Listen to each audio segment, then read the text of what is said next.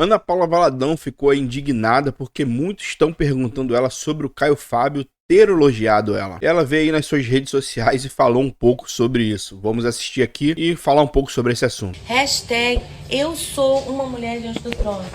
Eu não vou desativar os comentários, não tem alguém pedindo aqui. Pelo contrário, eu quero que você se veja como parte daquilo que Deus está fazendo. Vai lá.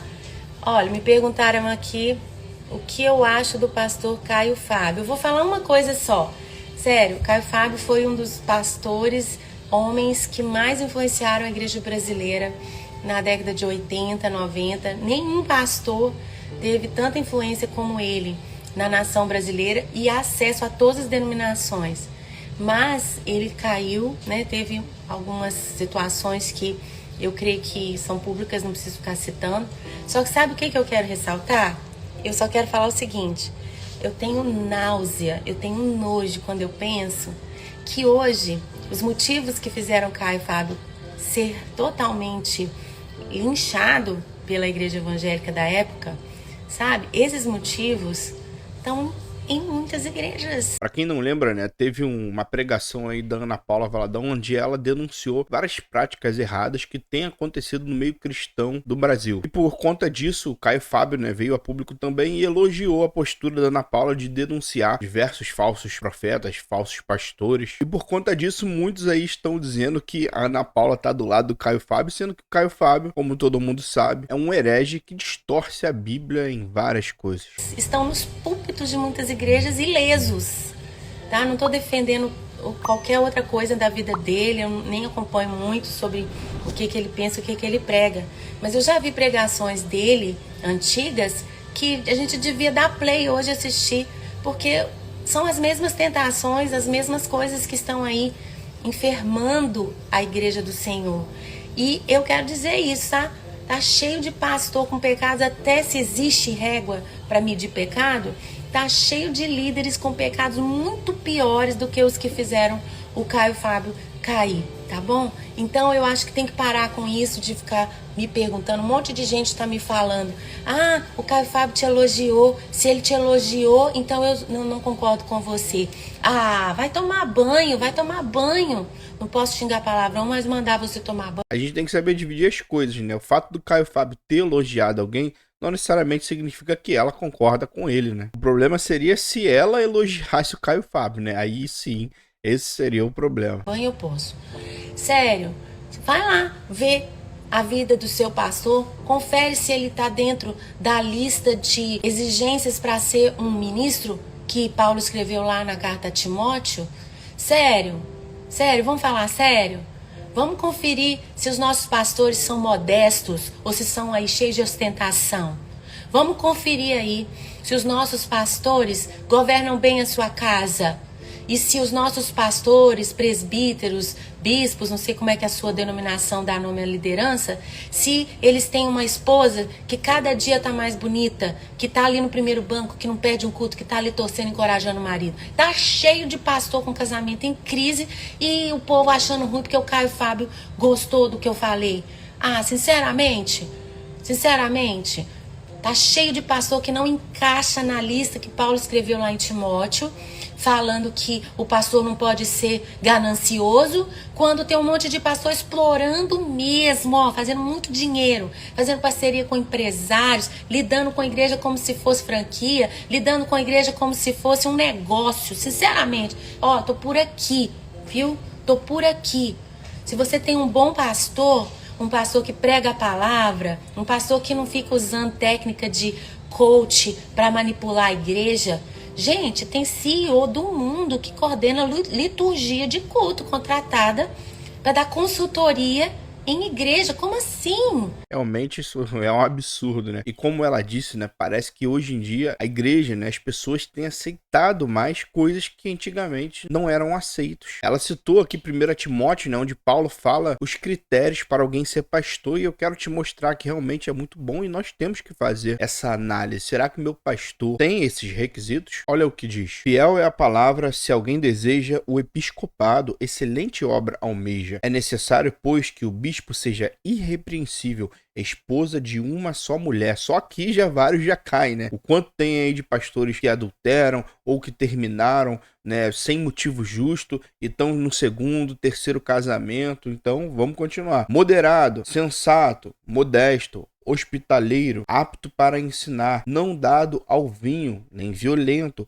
porém cordial, inimigo de conflitos, não avarento, ou seja, não tem amor ao dinheiro. Aqui também já vários ficam, né? E que governe bem a própria casa, criando os filhos sob a disciplina com todo respeito. Pois se alguém não sabe governar a própria casa, como cuidará da igreja de Deus? Que o bispo não seja recém-convertido, para não acontecer que fique cheio de orgulho e incorra na condenação do diabo. Quantos também não são aí ordenados assim em meses ali que tá na igreja e já colocam como pastor? É necessário também que ele tenha bom testemunho dos de fora, a fim de não cair na desonra e no laço do diabo. Então o que ela falou é verdade. Será que o seu pastor tem seguido esses requisitos?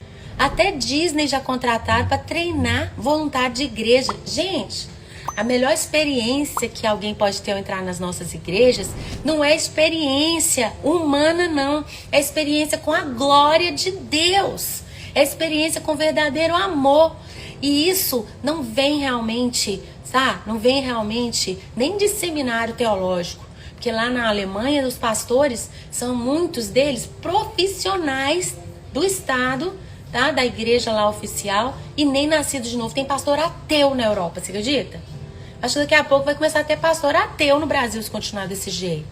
Então, se o seu pastor é uma bênção, um homem simples, um homem que se encaixa lá na lista de Timóteo, que Paulo escreveu para Timóteo recomendando como devem ser os líderes da igreja, valoriza esse pastor, minha filha. Valoriza esse pastor, menino. Apoie, ore. Ah, minha igreja não tem muita inovação.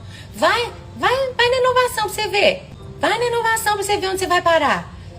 Você vai achar uma porta larga que conduz à perdição. Enquanto a porta for estreita, enquanto a pregação for da porta estreita, não precisa nem ter luz, iluminação, não precisa ter LED na igreja para fazer ser uma igreja boa. Para de preocupar com as aparências.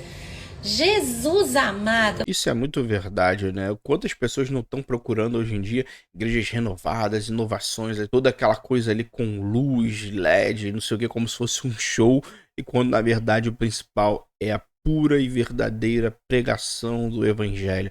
Louvores bíblicos, o ensino fiel da palavra de Deus, as pessoas se preocupando com coisas exteriores que só servem ali para agradar os sentidos. Dá vontade de pegar uma colher de pau, não tem colher de pau, tem essa aqui, e dar no vocês. É isso que me dá vontade, não posso, né?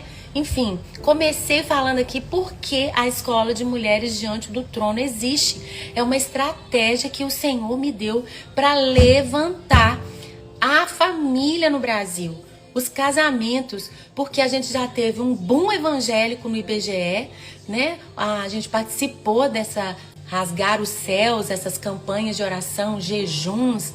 Gente, sério, houve muita salvação, crescimento de igrejas, mas esse número no IBGE não significou a transformação do país. Muitos crentes chegaram na política, que a gente orava para conquistar um monte da política, e se corromperam. Muitos ganharam dinheiro, estão ganhando muito dinheiro, fazendo até da igreja network de negócios. Sério, gente, que é isso? Se Jesus fosse hoje em muita reunião de igreja, tava virando as mesas. Ah, não, misericórdia. Por isso que esse crescimento, né, do IBGE não reflete realmente, né, o crescimento de cristãos verdadeiros e genuínos. Uma coisa é se dizer cristão, outra coisa é ser de verdade. Tem que cuidar aqui o que eu vou falar, né? Mas eu quero dizer pra você o seguinte: é de berço, é de casa, de dentro de casa, que nós vamos ver um Brasil transformado.